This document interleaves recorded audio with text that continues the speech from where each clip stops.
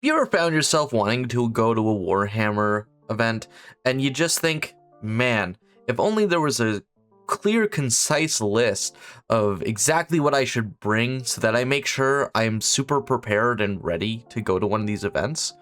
Well, have I got news for you, because today in this video, I'm going to go over my top 8 things to bring to a tournament in order to have the best time you can. And the last one may be a little bit of a surprise to some of you, but you'll have to stay tuned to find out what that is. Alright, so number 1 is going to be the player pack. And if you don't know what that is, I'll explain it right now. So the player pack is a little bit of a pamphlet that all the players get going into a tournament, or sometimes it's sent out beforehand. Usually it will be, depending if you go to like an online community for a tournament. Best Coast pairings typically is what you'll see a lot of people use to organize tournaments in their local area. And in this case, a player pack will be just kind of a printout of the rules, the regulations, as well as the requirements to go to that tournament in regards to painting or points or any bans or forbidden armies of renowned or just various amounts of other details of the actual event itself. And also typically will tell you where the event is, in what area, if it's a big venue. Luckily, I have a players pack here for a tournament that's coming up, which is Midwinter Mayhem, local to me here. So, reasonably, just reading through the player pack and honestly printing out a copy if you can, if you have access to a printer. You could go to Staples and print it out pretty cheap.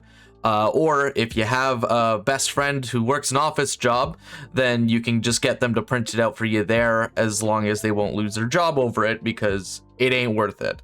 So, but reasonably having the printout there and just having all the details on hand and readily accessible is really gonna improve. Your number 2 is gonna be your army, which is kind of obvious, but it's important to note. Having your army prepared and accessible to you. I have like a little crate, but I've also used like just even like a little cardboard box to bring my army to events, as well as your battle tome or a printout of your army's rules, as well as like their spells and everything that you'll be needing to bring into the tournament to compete. As with the Warhammer app, is also a great option. That's what I use personally. It's a very helpful tool and I highly recommend it. It's one of the only apps I've actually reviewed on the App Store, and it is very good. So yeah, understanding your army and just kind of getting a general sense of your rules. You want the game to go by like water, like a very fluid, you know what's gonna happen, like in regards to effects that you have. You don't have to double check rules, and then like that's the ideal. Understandably, there's a lot of new players to these tournaments, and if you're watching this video, that very well may be you. But the more important thing is that you just understand your army and you have the minis there. And for those of you who 3D print armies, just as a note, make sure you're on the correct base sizes for the units. I've seen it before.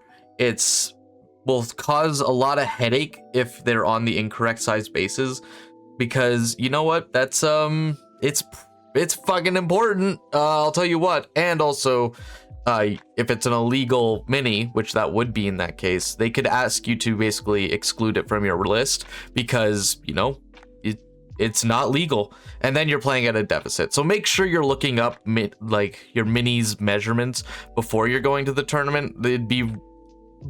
It would suck to get there and just to not be able to use your cool mini that you printed.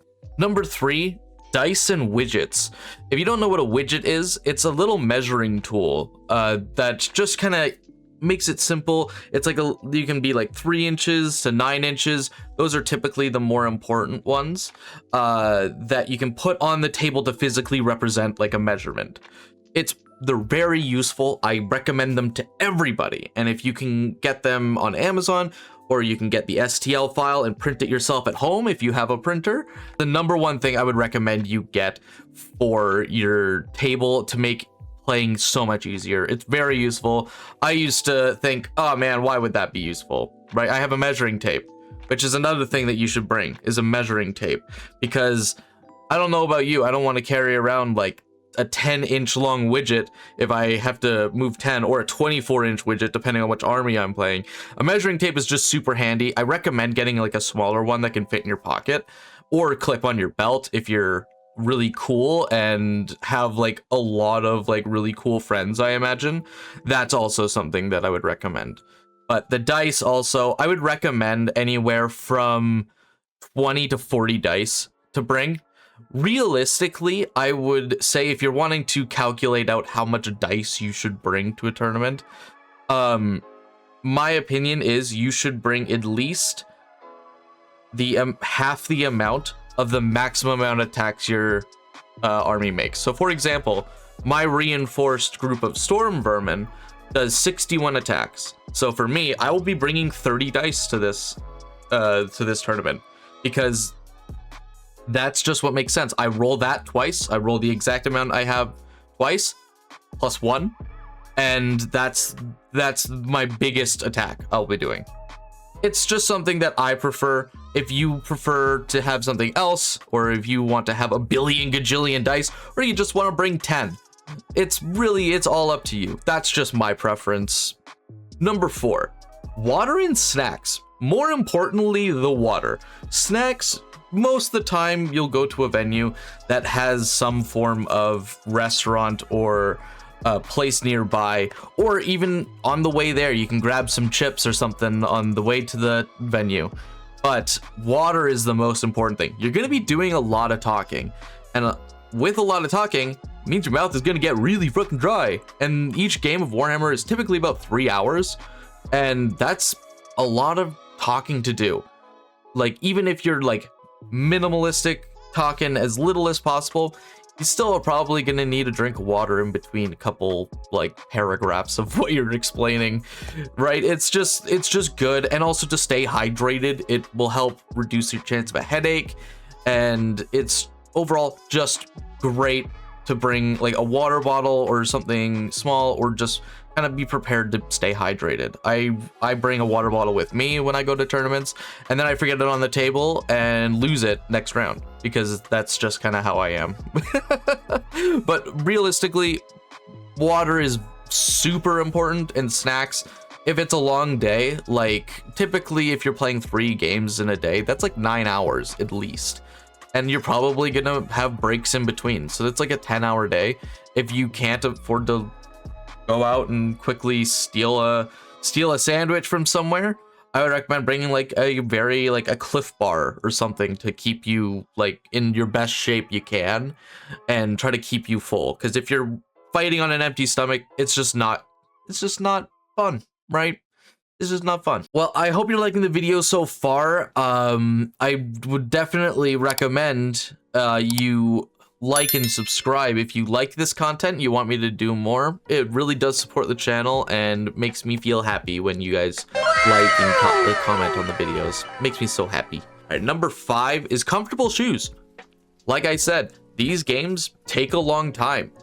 Like minimum 3 hours, honestly. But having comfortable shoes, and a lot of this is standing, is just standing leaning over a table. I'd recommend getting comfortable shoes, something like soft mock shoes, like Skechers. I love Skechers with the memory foam, man. That's like my shit. It's just good habit to bring like a comfortable set of shoes, especially if you're going to be standing all day. Some people who stand all day for their work, I imagine, are fine with standing for like 10 hours a day, because that's what they're used to. I'm not. I work a silly streamer job.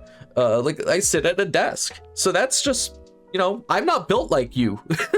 I'm not built. You're built better than me. So comfortable shoes are very important for me, and very important for a lot of other people. So highly recommend. Definitely see about getting even some like Walmart Crocs that you can get. Those tend to be pretty comfortable. So That's what I would recommend. Number 6 is pretty important, especially up here in the north in Canada.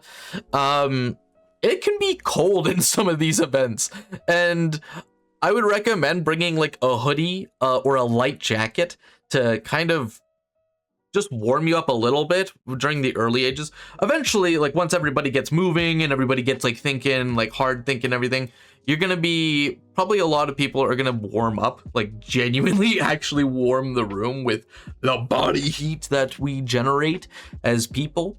But sometimes that's not the case. Sometimes it's a big venue and there's not a lot of good, you know, insulation. So I recommend honestly bringing like a hoodie or bringing a light jacket that you can kind of put on and take off as you need, because being cold and miserable is not gonna help you. And realistically, I just think it's a good thing, because what if you want to go outside? Like right now, I'm going to a tournament like at the end of the month here, and it's supposed to be like minus 10 degrees Celsius. Like that's fucking cold, man. It's to some. Hey, Antarctica gang, I know you're coming for me with that one, but just saying. Anyway, I just recommend bringing a light sweater or like a hoodie or a jacket, you know, just something easy that you can take on and off as you need. Number 7 is very important. Not as important as number 8, but still very important. It's a good attitude, which I know is hard for some people, and I totally get that. You know, life is crazy and it can be shitty sometimes, but there's no reason to bring that onto the event. Like the event organizers, they're not responsible for making you happy. They're responsible for running an event, and getting upset with a TO over a ruling or getting upset that you're not rolling great isn't their fault, and realistically is just gonna make it worse. Really, what you should do, and this is something that I've learned from years of theater, is it's called wipe your feet at the door. It's a very tough thing to do sometimes, and I totally get that. It's hard to go in with a personality that's just like upbeat and happy all the time. I get that. And nobody's asking you to be jolly good man, you know, but people are asking you to be polite, be respectful, and to not just get upset when things don't go your way, because nobody wants to play against that guy. And realistically, like if you're just being a dick, people probably aren't going to invite you next time. So you got to try to leave that shit at the door and just kind of continue on and exist. Like when you go home, you can be upset, you can be sad that you lost, but overall, you just can't bring that stuff into the event. Like it's really important that you stay positive, you stay respectful, because it's a lot of work to organize an event, and you being rude and being belligerent and disrespectful to your fellow player as well as the event just makes that harder on them, and it's just not fair. So if you can, keep a good attitude and really just try to be on your best behavior. I'm not your mother and I'm not your father, I hope, so I'm not going to tell you exactly how you need to act in every situation, but I'm going to tell you you need to be respectful at least. All right, number 8. So this one I consider the most important one. As a person who's been to a lot of events outside of just the Warhammer sphere, this is probably the thing I get the most complaints about as a player, is fucking shower and wear deodorant. Holy shit. Some of you boys be stanky. Some of you stank so bad. And luckily, the Warhammer community isn't the worst. I've been to Smash Brothers tournaments. I've been to Magic the Gathering events. I've been to fucking Yu-Gi-Oh events one time. And almost every time I sit across from a person, or I sit next to a person, and they smell like ass. Don't be that guy. Nobody wants to play with that guy. If I'm waiting at a table for my opponent to show up, because I was a good little boy and I got set up really quick and I'm ready for my match, if I can smell you before you show up, you need to fucking get out of there, boy. Get out of there, go get some deodorant. Bring extra deodorant with you. For some reason, I can't tell you what it is, when your brain is moving at like Mach 10 speed, thinking about all these different strategies for like different like tactics you're gonna bring to the Warhammer table, sometimes you just sweat a lot. And that's okay. You're allowed to sweat. It's your God-given right to sweat. But the problem is, if you're stanky, it's not fun for anybody. I bring extra deodorant with me, then spray deodorant so that if somebody's like, oh my God, I don't know why, I'm stinking up this room. They call me the great unclean one now. And I don't know why. I bring spray deodorant because then that way I'd be like, hey dude, I got you, homie. Fight that Nurgle off. Have some antiperspirant or have some deodorant. I bring that shit. So if you see me at a tournament and you be like, I'm sorry, Hopper, I'm a great unclean one right now, and I'm worshiping Nurgle, I'd be like, I got you, homie. Or I got some deodorant. It is so important. It is so important. Please stop being so stinky. Oh my God, please. That is so important to so many people. And the worst part is that nobody wants to point it out. Like if you're smelling bad, nobody wants to point it out because that's just rude to be like, hey dude, I hate to tell you, you smelling stanky. You being gooby gross. You smell like you're the poop that took a pee.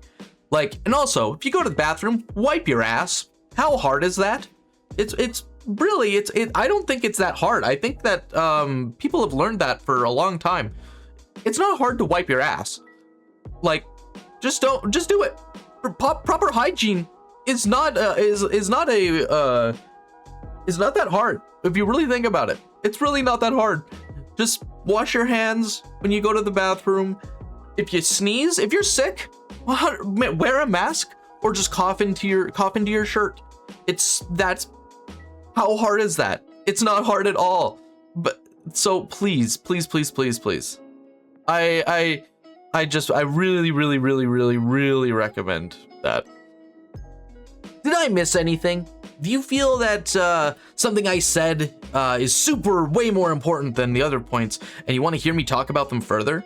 Well, I have a great idea. Why don't you comment below and let me know what topics you'd like me to elaborate further on, or what topics you feel like I missed out and didn't say in this list. Because, you know, I'm not perfect. I miss things. And also, what do you think was the thing that you would bring to your next Warhammer event, or just event in general that you forgot last time? So if you'd like to put something in the comments, I will read it. I like reading the comments. All right, guys, that's pretty much it for now. I will see you guys on the next one. Bye-bye.